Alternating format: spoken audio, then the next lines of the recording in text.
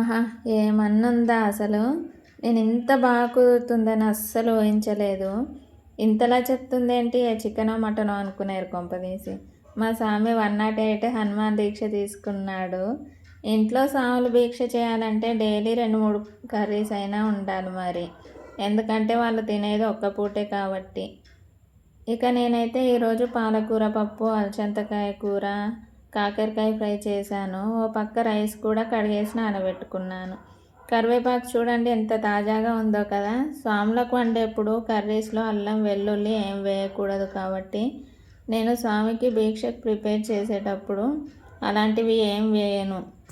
ఒకవేళ స్వామి బయట భిక్ష చేస్తే మాత్రం మేము కర్రీస్లో అన్నీ వేసుకొని తింటాము.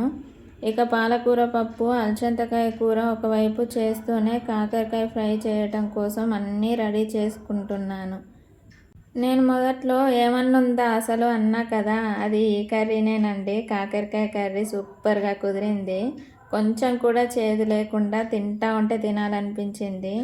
కాకరకాయ ఫ్రై కోసం గంజులో ఆయిల్ పోసుకొని పోపు దినుసులు, ఆవాలు, జీలకర్ర, శనగపప్పు వేసి ఆనియన్స్ వేయకూడదు కాబట్టి పచ్చిమిర్చి వేసుకొని పసుపు, ఉప్పు వేసుకొని అవి వేగాక ఉప్పు నీళ్ళలో నానబెట్టిన కాకరకాయ ముక్కల్ని వేసుకోవాలి. అవి కాసేపు వేగాక ఎండుమిర్చి, కాజు, ధనియాలు, పల్లీలు, కొన్ని మినుములు కూడా వేసుకొని మిక్సీ పట్టుకున్న పొడిని వేసి 2-3 నిమిషాలు కలుపుతూ ఉండాలి. అంతే, అయిపోయినట్టే.